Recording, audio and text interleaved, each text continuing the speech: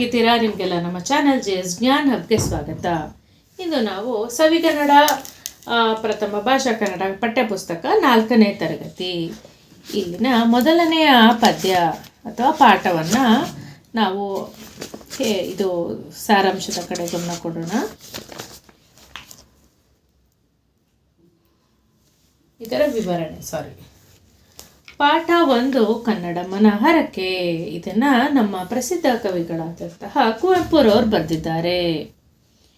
ಕಲಿಕೆಗೆ ದಾರಿ ಕನ್ನಡ ನಾಡಿನ ಬಗ್ಗೆ ನಿಮಗೆ ತಿಳಿದಿರುವ ಒಂದು ಹಾಡನ್ನು ತರಗತಿಯಲ್ಲಿ ರಾಗವಾಗಿ ಹಾಡಿ. ಇದೇ ರೀತಿಯ ಇದು ನೋಡು ಕನ್ನಡದ ಬಗ್ಗೆ ಇರೋ ಹಾಡ್ತಾನೆ. ಇದೇ ರೀತಿಯ ಯಾವುದಾದ್ರೂ ಹಾಡು ಗೊತ್ತಿದ್ರೆ ಕ್ಲಾಸ್ ರೂಮಲ್ಲಿ ನೀವು ಹಾಡಿ. ಕನ್ನಡಕ್ಕೆ ಹೋರಾಡು ಕನ್ನಡದ ಕಂದ, ಕನ್ನಡವ ಕಾಪಾಡು ನನ್ನ ಆನಂದ. ನೋಡಿ, ನಮ್ಮ ಕವಿಗಳಾದ ಕುವೆಂಪುರವರು ಎಷ್ಟು ಚೆನ್ನಾಗಿ ಹೇಳ್ತಾ ಇದ್ದಾರೆ. ಓ ನನ್ನ ಕನ್ನಡದ ಮಕ್ಕಳೇ, ಕನ್ನಡಕ್ಕಾಗಿ ಎಲ್ಲರೂ ಹೋರಾಡ್ರಿ, ಕನ್ನಡವನ್ನು ಎಲ್ಲರೂ ಸೇರಿ ಕಾಪಾಡಿ, ಆಗ ನನಗೆ ಬಹಳ ಖುಷಿಯಾಗುತ್ತೆ. ಇದನ್ನು ಯಾರು ಹೇಳ್ತಾ ಇರೋದು? ಇಲ್ಲಿ ನೋಡಿ, ನಮ್ಮ ಕನ್ನಡಮ್ಮ ಹೇಳ್ತಾ ಇದ್ದಾಳೆ. ಏನಂತ? ಮಕ್ಕಳೇ, ನೀವೆಲ್ಲ ಸೇರಿ ನನಗೋಸ್ಕರ ಹೋರಾಡಬೇಕು ಮತ್ತು ನನ್ನನ್ನು ಕಾಪಾಡಬೇಕು, ಆಗ ನನಗೆ ಬಹಳ ಖುಷಿಯಾಗುತ್ತೆ ಅಂತ ನಮ್ಮ ಕನ್ನಡ ತಾಯಿ ಎಲ್ಲ ಕರ್ನಾಟಕದ ಕನ್ನಡ ನಾಡಿನ ಮಕ್ಕಳಿಗೆ ಸಾರಿ ಸಾರಿ ಹೇಳುತ್ತಿದ್ದಾಳೆ. 2ನೇ ಪ್ಯಾರಾಗ್ರಾಫಲ್ಲಿ ಏನು ಹೇಳ್ತಿದ್ದಾರೆ? ಜೋಗುಳದ ಹರಕೆ ಇದು ಮರೆಯದಿರು ಚಿನ್ನ. ಇದು ಸಾಮಾನ್ಯವಾಗಿರೋ ಮಾತಲ್ಲ. ನಮ್ಮ ತಾಯಿ ಜೋಗುಳದ ಹರಕೆಯನ್ನು ಹೊತ್ಕೊಂಡು ಕೇಳ್ಕೊಳ್ತಾ ಇದ್ದಾಳೆ.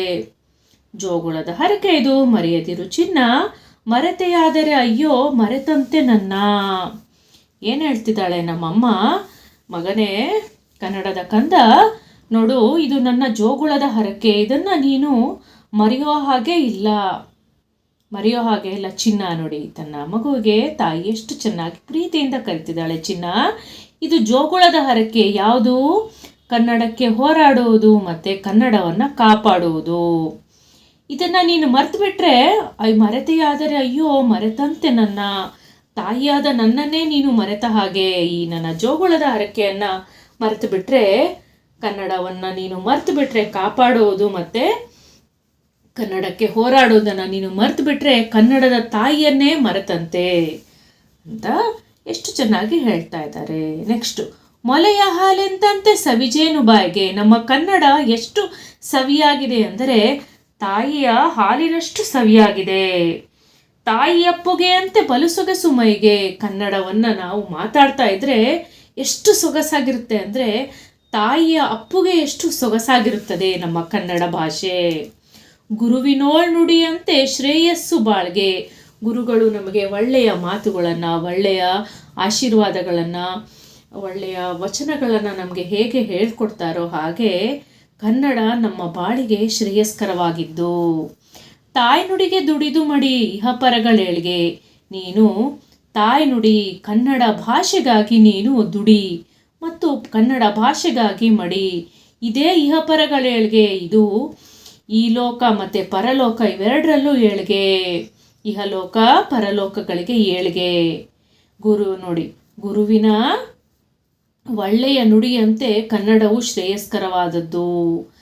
ತಾಯಿ ನುಡಿಗೆ ದುಡಿದು ಮಡಿ ಇಹಪರಗಳೇಳ್ಗೆ. ಕನ್ನಡಕ್ಕೋಸ್ಕರ ದುಡಿ, ಕನ್ನಡಕ್ಕೋಸ್ಕರ ಮಡಿ, ಇದೇ ನಿನಗೆ ಶ್ರೇಯಸ್ಕರವಾದದ್ದು ಅಥವಾ ಇಹಪರಗಳಲ್ಲೆಲ್ಲ ಇದೇ ಏಳ್ಗೆಯ ವಿಚಾರವಾಗಿದೆ ಅಂತ 4ನೇ ಪ್ಯಾರಾದಲ್ಲಿ ಹೇಳ್ತಾ ಇದ್ದಾರೆ. 5ನೇ ಪ್ಯಾರಾದಲ್ಲಿ ಏನು ಹೇಳ್ತಿದ್ದಾರೆ ನಮ್ಮ ಕನ್ನಡ ಕವಿಗಳು ಅಂದರೆ, ದಮ್ಮಯ್ಯ ಕಂದಯ್ಯ ಬೇಡುವೆನು ನಿನ್ನ. ಮಗನೇ, ನಾನು ರಿಕ್ವೆಸ್ಟ್ ಮಾಡ್ಕೊಳ್ತಾ ಇದ್ದೀನಿ, ನಿನಗೆ ಬೇಡ್ಕೊಳ್ತಾ ಇದ್ದೀನಿ, ಕನ್ನಡಮ್ಮನ ಹರಕೆ ಮರೆಯದಿರು ಚಿನ್ನ. ಕನ್ನಡಮ್ಮನ ಹರಕೆ ಇದೆಯಲ್ಲ, ಅದನ್ನು ಯಾವತ್ತೂ ಮರಿಬೇಡ ಮಗನೇ. ಮಗು ಚಿನ್ನ ಅಂತ ಹೇಳ್ತಾ ಇದ್ದಾಳೆ ನಮ್ಮ ತಾಯಿ ಕನ್ನಡ ಮಾತೆ. ಮರೆತೆಯಾದರೆ ಅಯ್ಯೋ ಮರೆತಂತೆ ನನ್ನ. ನೀನು ನನ್ನ ಕನ್ನಡಕ್ಕೆ ಹೋರಾಡುವುದನ್ನು, ಕನ್ನಡವನ್ನು ಕಾಪಾಡುವುದನ್ನು ಮರೆತರೆ ನೀನು ನನ್ನನ್ನೇ ಮರೆತಂತೆ. ಹೋರಾಡು ಕನ್ನಡಕ್ಕೆ ಕಲಿಯಾಗಿರನ್ನ. ಕನ್ನಡಕ್ಕಾಗಿ ನೀನು ವೀರನಂತೆ ಹೋರಾಡಬೇಕು, ವೀರ ಧೀರ ಶೂರನಂತೆ ಹೋರಾಡಬೇಕು ಅಂತ ಕನ್ನಡ ಮಾತೆ ನಮ್ಮೆಲ್ಲರಿಗೂ, ಕನ್ನಡದ ಮಕ್ಕಳಾದ, ಕನ್ನಡದ ಕುವರರಾದ ನಮಗೆಲ್ಲರಿಗೂ ಕನ್ನಡಾಂಬೆಯು ತನ್ನ ಹರಕೆಯನ್ನು, ಜೋಗುಳದ ಹರಕೆಯನ್ನು ಹೇಳ್ಕೊಳ್ತಾ ಇದ್ದಾಳೆ. ನೋಡಿ ಎಷ್ಟು ಸುಂದರವಾಗಿರುವಂಥ ಒಂದು ಪೋಯಮ್ ಇದು.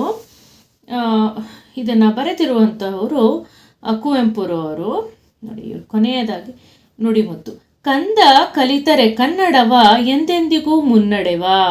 ನಮ್ಮ ಕನ್ನಡದ ಮಗು ಕನ್ನಡವನ್ನು ಕಲಿತ್ರೆ ಯಾವತ್ತಿಗೂ ಅವನು ಮುನ್ನಡೆವ ಅಂದರೆ ಏಳಿಗೆ, ಯಶಸ್ಸನ್ನು ಪಡೆಯುತ್ತಾನೆ ಅಂತ.